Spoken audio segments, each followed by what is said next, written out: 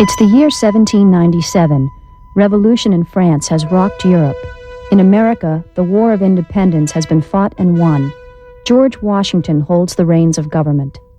When from the general heart of humankind, hope sprang forth like a full-born deity, writes the English poet Samuel Taylor Coleridge, whose hope lies in the worlds of nature, not of society. He's one of the early romantics, refashioning their art in the image of the revolutionary age. it was agreed that my endeavors should be directed to persons and characters supernatural, or at least romantic. The excellence aimed at was to consist in the interesting of the affections by the dramatic truth of such emotions, as would naturally accompany such situations, supposing them real. And in his great lyric ballad called The Rime of the Ancient Mariner, Coleridge creates a timeless fable of man's infinite capacity for both cruelty and selfless love. You're on your way to a wedding, but as you near the door, an old, withered man grabs you with his skinny hand. It's the ancient mariner who forces you to hear his tale, a nightmare journey into death and the supernatural, retribution and self-knowledge. You cannot choose but hear. The Rime of the Ancient Mariner by Samuel Taylor Coleridge. Produced for radio by WBUR Boston. With Robert Reams, Payman Kay, Ronald Goldman, Lina Saad, and Brian Way as the Ancient Mariner.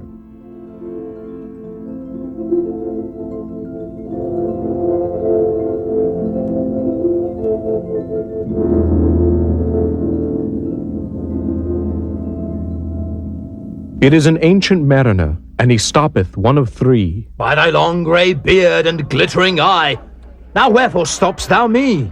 The bridegroom's doors are open wide, and I'm next of kin. The guests are met, the feast is set, mayst hear the merry din. He holds him with his skinny hand. There was a ship, quoth he. Hold off, unhand me, grey-beard loon. Eftsoons his hand dropped he. He holds him with his glittering eye. The wedding guest stood still, and listens like a 3 years' child. The mariner hath his will. The wedding guest sat on a stone. He cannot choose but hear. And thus spake on that ancient man, the bright-eyed mariner. The ship was cheered, the harbour cleared. Merrily did we drop below the kirk, below the hill, below the lighthouse top. The sun came up upon the left, out of the sea came he, and he shone bright, and on the right went down into the sea. Higher and higher every day, till over the mast at noon. The wedding guest here beat his breast, for he heard the loud bassoon. The bride hath paced into the hall, red as a rose is she. Nodding their heads before her goes the merry minstrelsy. The wedding guest, he beat his breast, yet he cannot choose but hear. And thus spake on that ancient man, the bright-eyed mariner. And now the storm blast came, and he was tyrannous and strong. He struck with his o'ertaking wings, and chased us south along. With sloping masts and dipping prow, as who pursued with yell and blow, still treads the shadow of his foe, and forward bends his head.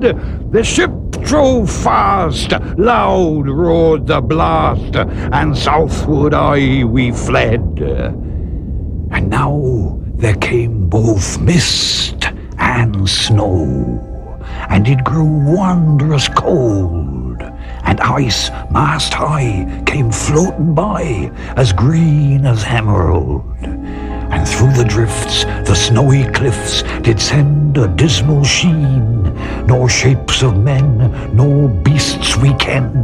The ice was all between. The ice was here, the ice was there, the ice was all around. It cracked and growled and roared and howled like noises in a swound. At length did cross an albatross.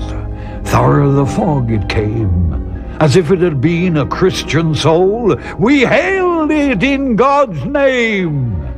It ate the food it ne'er had eat, and round it flew. The ice did split with a thunder fit, the helmsman steered us through.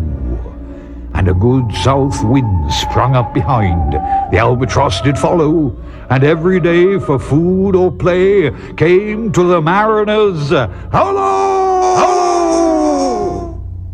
In mist or cloud, on mast or shroud, it perched for vespers 9, whiles all the night through fog smoke white glimmered the white moonshine. God save the ancient mariner from the fiends that plague thee thus.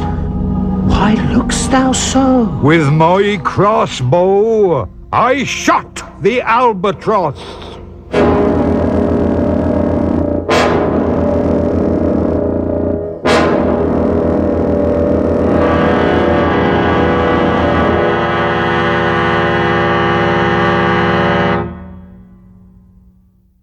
The sun now rose upon the right. Out of the sea came he, still hid in mist, and on the left went down into the sea. And the good south wind still blew behind, but no sweet bird did follow, nor any day for food or play came to the mariners' hallo. And I had done a hellish thing, and it would work 'em woe. For all averred I had killed the bird that made the breeze to blow. Ah, wretch, said they, the bird to slay that made the breeze to blow. Nor dim nor red, like God's own head, the glorious sun uprist. Then all averred I had killed the bird that brought the fog and mist. 'Twas right, said they, such birds to slay that bring the fog and mist. The fair breeze blew, the white foam flew, the furrow followed free. We were the first that ever burst into that silent sea. Down dropped the breeze, the sails dropped down. 'Twas sad as sad could be, and we did speak only to break the silence of the sea.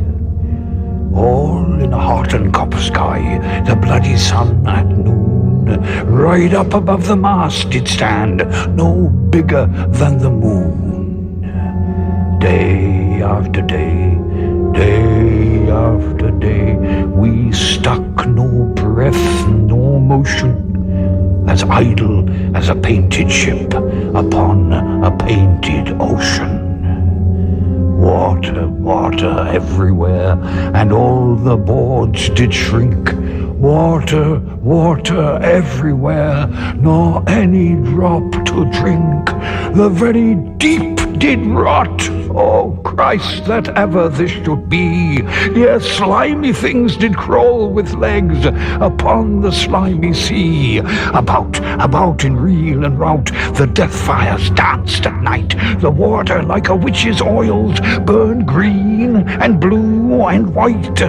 And some in dreams assured were of the spirit that plagued us so. 9 fathom deep he had followed us from the land of mist and snow.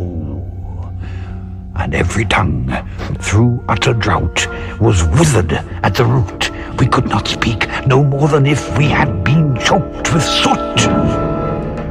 Ah, well a day, what evil looks had I from old and young.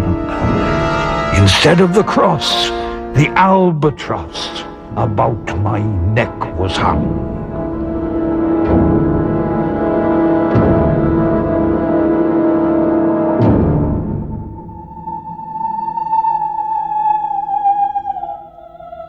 There passed a weary time. Each throat was parched, and glazed each eye. A weary time, a weary time, how glazed each weary eye. When looking westward, I beheld a something in the sky. At first it seemed a little speck, and then it seemed a mist. It moved and moved moved, and took at last a certain shape I wist. A speck, a mist, a shape I wist. And still it neared and neared, as if it dodged a water sprite. It plunged and tacked and veered, with throats unslaked, with black lips baked. We could nor laugh nor wail. Through utter drought all dumb we stood. I bit my arm, I sucked the blood, and cried, "A sail! A sail! A sail! A sail!" With throats unslaked, with black lips baked, agape they heard me call. Gramercy, they for joy did grin, and all at once their breath drew in, as they were drinking all. "See, see," I cried, "she tacks no more.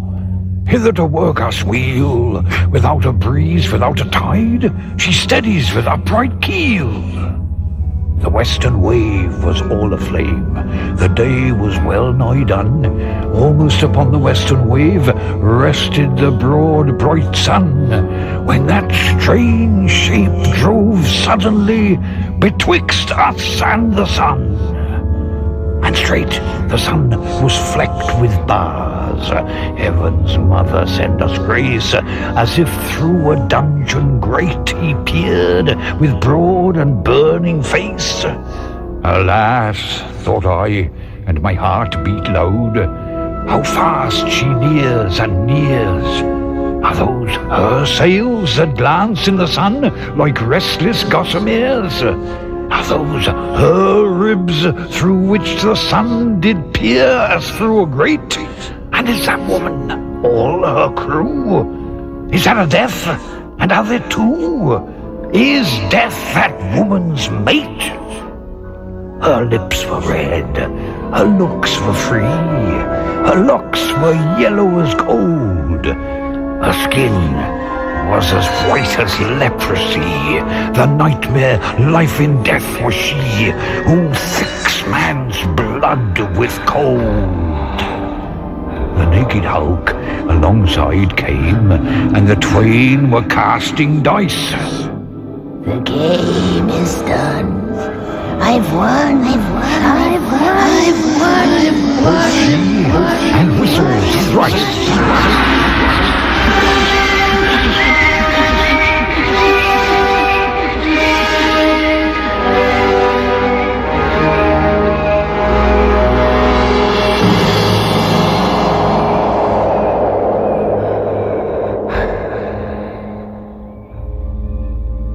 The sun's rim dips, the stars rush out. At one stride comes the dark, with far-heard whisper o'er the sea, off-shot the spectre bark. We listened and looked sideways up, fear at my heart as at a cup my life-blood seemed to sip. The stars were dim and thick the night. The steersman's face by his lamp gleamed white. From the sails the dew did drip, till clomb above the eastern bar the horned moon with one bright star within the nether tip. One after one, by the star-dogged moon, too quick for groan or sigh, each turned his face with a ghastly pang, and cursed me with his eye. 4 times 50 living men, and I heard no sign nor groan. With heavy thump, a lifeless lump, they dropped down one by one. The souls did from their bodies fly, they fled to bliss or woe, and every soul it passed me by, like the whiz of my crossbow. I fear thee, ancient mariner, I fear thy skinny hand, and thou art long and lank and brown, as is the ribbed sea sand. I fear thee and thy glittering eye, and thy skinny hand so brown. Fear not, thou wedding guest, this body drop not down. Alone, alone, all alone, alone. alone on a wide, wide sea, and never a saint took pity on my soul in agony. The many men so beautiful, and they all dead did lie, and 1,000 slimy things lived on, and so did I. I looked upon the rotting sea and drew my eyes away. I looked upon the rotting deck, and there the dead men lay. I looked to heaven and tried to pray, but oh, ever a prayer had gushed, a wicked whisper came and made my heart as dry as dust.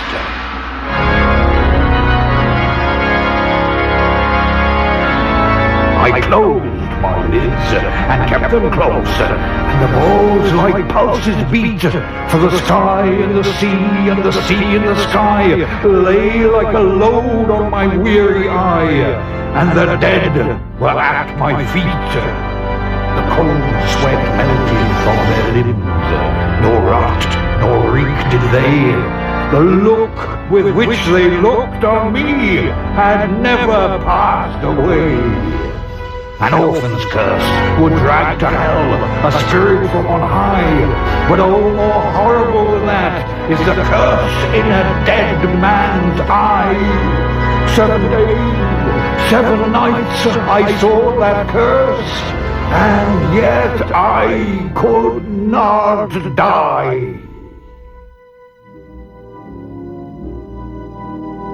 The moving moon went up the sky, and nowhere did abide.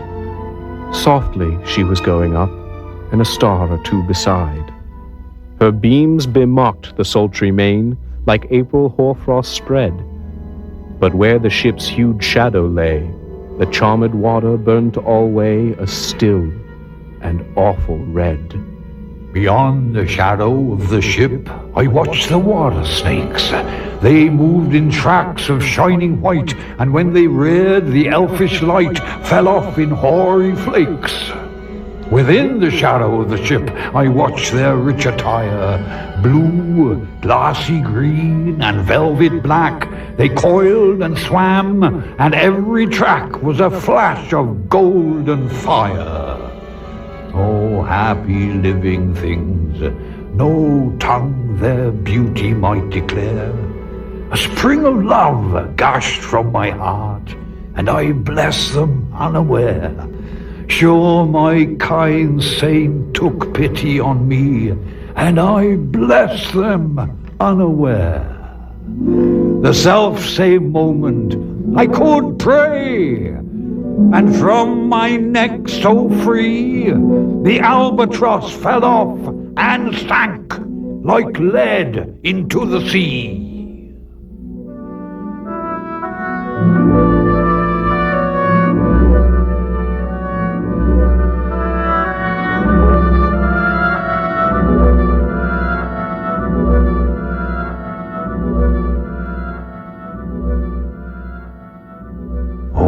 Sleep, it is a gentle thing, beloved from pole to pole.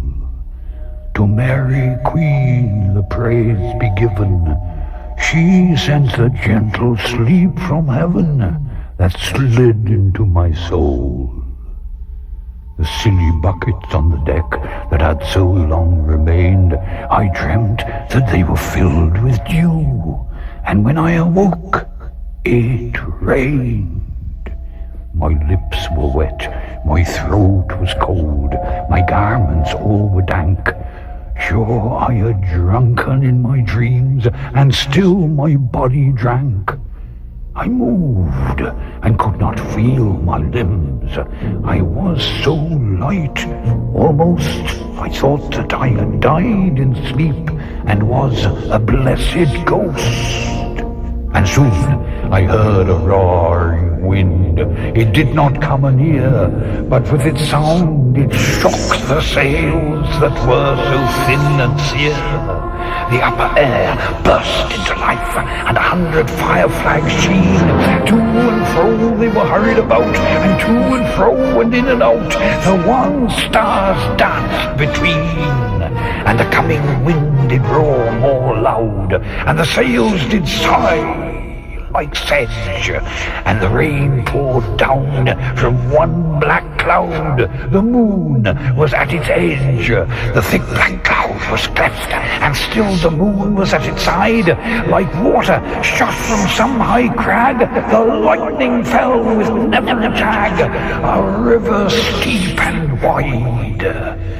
The loud wind never reached the ship, yet now the ship moved on beneath the lightning and the moon. The dead men gave a groan. They groaned, they stirred, they all uprose, nor spake nor moved their eyes. It had been strange, even in a dream, to have seen those dead men rise. The helmsman steered, the ship moved on, yet never a breeze up blew. The mariners all gan work the ropes where they were wont to do. They raised their limbs like lifeless tools. We were a ghastly crew. The body of my brother's son stood by me, knee to knee. The body and I pulled at one rope, but he said naught to me. I fear the ancient mariner. Be calm, thou wedding guest. 'Twas not those souls that fled in pain, which to their courses came again, but a troop of spirits blessed. For when it dawned, they dropped their arms and clustered round the mast. Sweet sounds rose slowly through their mouths, and from their bodies passed. Around, around flew each sweet sound, then darted to the sun. Slowly the sounds came back again, now mixed, now one by one. Sometimes, a drop-in from the sky, I heard the skylark sing. Sometimes all little birds that are, how they seem to fill the sea and air with their sweet jargoning. And now 'twas like all instruments, now like a lonely flute. And now it is an angel song that makes the heavens be mute. It ceased, yet still the sails made on a pleasant noise till noon, a noise like of a hidden brook in the leafy month of June, that to the sleeping wood all night singeth a quiet tune. Till noon we quietly sailed on, yet never a breeze did breathe. Slowly and smoothly went the ship, moved onward from beneath.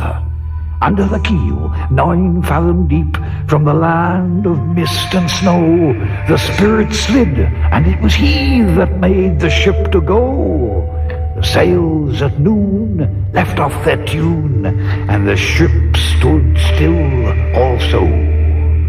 The sun, right up above the mast, had fixed her to the ocean. But in a minute she 'gan stir with a sure uneasy motion, backwards and forwards half her length, with a short uneasy motion. Then, like a pawing horse let go, she made a sudden bound. It flung the blood into my head, and I fell down in a swound.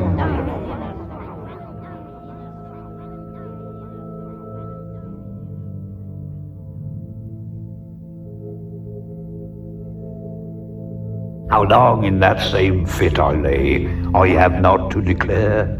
But ere my living life returned, I heard, and in my soul discerned, 2 voices in the air. Is it he? Quoth one, Is this the man? By him who died on cross, with his cruel bow he laid it full low, the harmless albatross. The spirit who bideth by himself in the land of mist and snow. He loved the bird that loved the man. shot him with his bow. The other was a softer voice, as soft as honeydew. Quoth he, The man hath penance done, and penance more will do. But tell, speak again, thy soft response renewing. What makes that ship drive on so fast? What is the ocean doing? Still, as a slave before his lord, the ocean hath no blast. His great bright eye most silently up to the moon is cast, if he may know which way to go. For she guides him, smooth or grim. See, brother, see, how graciously she looks down on him. But why drives on that ship so fast, without or wave or wind? The air is cut away before and closes from behind. Fly, brother, fly. More high, or we shall be belated. For slow and slow that ship will go when the mariner's trance is abated.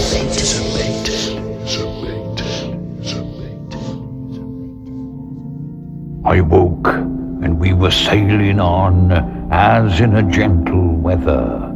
'Twas night, calm night. The moon was high. The dead men stood together.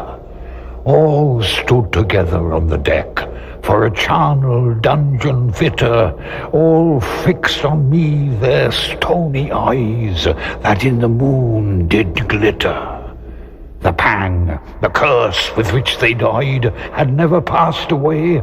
I could not draw my eyes from theirs, nor turn them up to pray.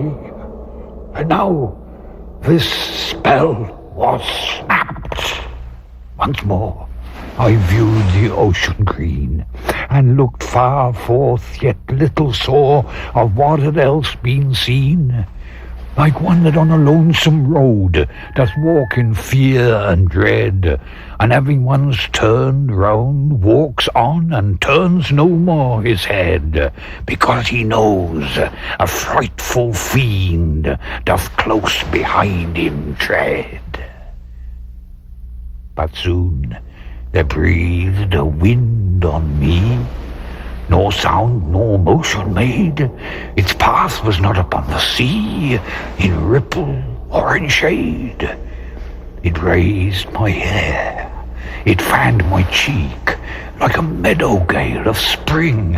It mingled strangely with my fears, yet it felt like a welcoming. Swiftly, swiftly flew the ship, yet she sailed softly too.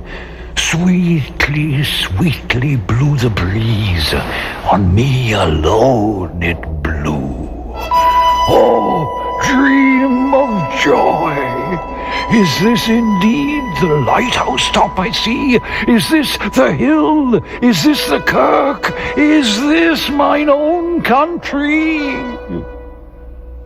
We drifted o'er the harbour bar, and I with sobs did pray, oh, let me be awake, my God, oh, let me sleep alway.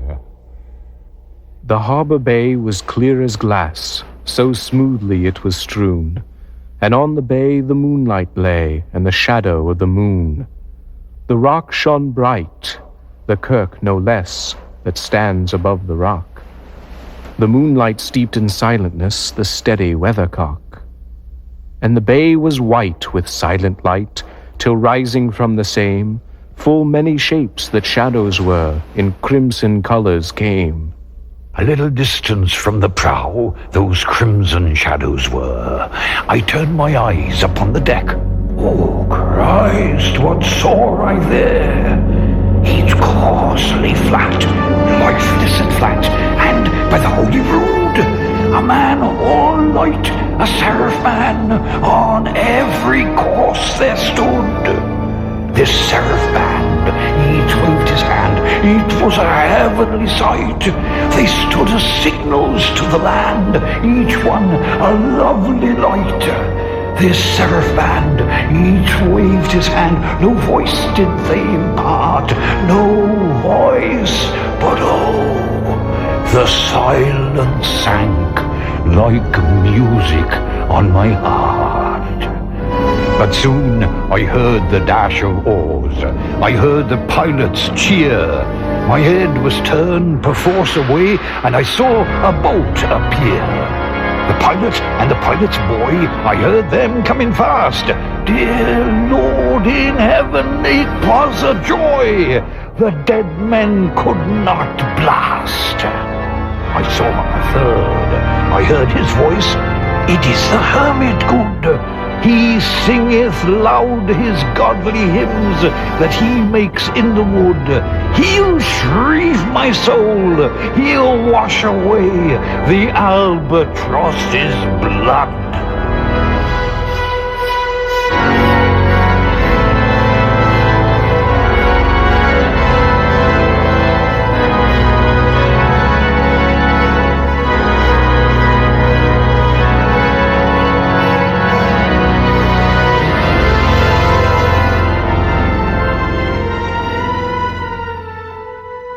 This hermit good lives in that wood which slopes down to the sea.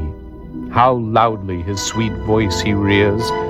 He loves to talk with mariners that come from a far country. He kneels at morn and noon and eve. He hath a cushion plump. It is the moss that wholly hides the rotted old oak stump.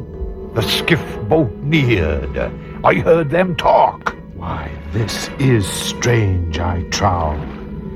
Where are those lights, so many and fair, that signal made but now?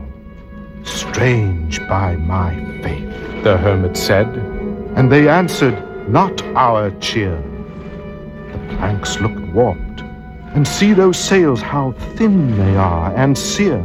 I never saw aught like to them, unless perchance it were brown skeletons of leaves that lag my forest brook along, when the ivy tod is heavy with snow, and the owlet whoops to the wolf below that eats the she-wolf's young. Dear Lord, it hath a fiendish look, the pilot made reply. I am afeard. Push on, said the hermit cheerily. The boat came closer to the ship, but I nor spake nor stirred. The boat came close beneath the ship, and straight a sound was heard. Under the water it rumbled on, still louder and more dread. It reached the ship, it split the bay, the ship went down like lead. Stunned by that loud and dreadful sound, which sky and ocean smote, like one that hath been 7 days drowned, my body lay afloat.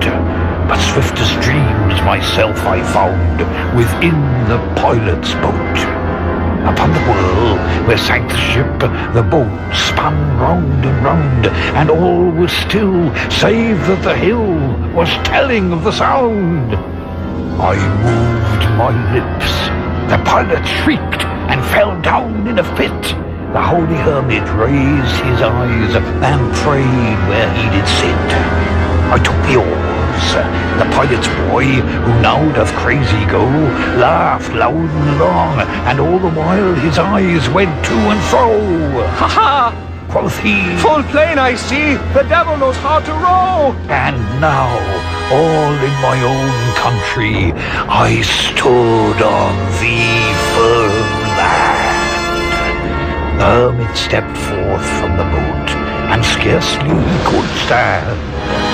Oh, shrieve me, holy man! The hermit crossed his brow. Say, quick, quoth he, I bid thee say, what manner of man art thou? Forthwith this frame of mine was wrenched with a woeful agony, which forced me to begin my tale, and then it left me free. Since then, at an uncertain hour, that agony returns. Until my ghastly tale is told, this heart within me burns. I pass like night from land to land. I have strange power of speech. That moment that his face I see, I know the man that must hear me. To him my tale I teach. What loud uproar burst from that door? The wedding guests are there, but in the garden bower the bride and bridemaids singing are. And hark, the little vesper bell which biddeth me to prayer. O wedding guest, this soul hath been alone on a wide, wide sea. So lonely 'twas that God himself scarce seemed there to be. Oh, sweeter than the marriage feast, 'tis sweeter far to me to walk together to the kirk with a goodly company. To walk together to the kirk, and all together pray, while each to his great Father bends, old men and babes and loving friends, and youths and maidens gay. Farewell, farewell. But this I tell to thee, thou wedding guest, he prayeth well who loveth well, both man and bird and beast. He prayeth best who loveth best all things both great and small. For the dear God who loveth us, he made and loveth all. The mariner, whose eye is bright, whose beard with age is hoar, is gone, and now the wedding guest turned from the bridegroom's door. He went like one that hath been stunned, and is of sense forlorn. A sadder and a wiser man, he rose the morrow morn.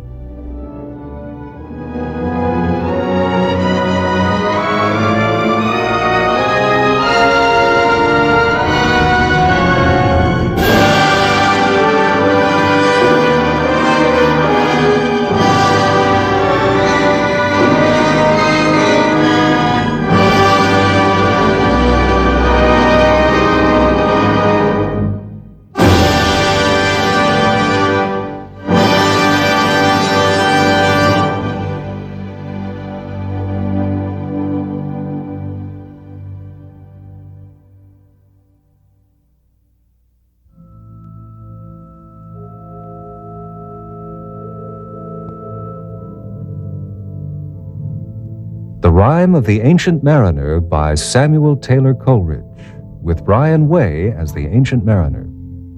From Boston University's College of Communication, our actors were Robert Reams, Ronald Goldman, Payman Kay, and Lila Saad.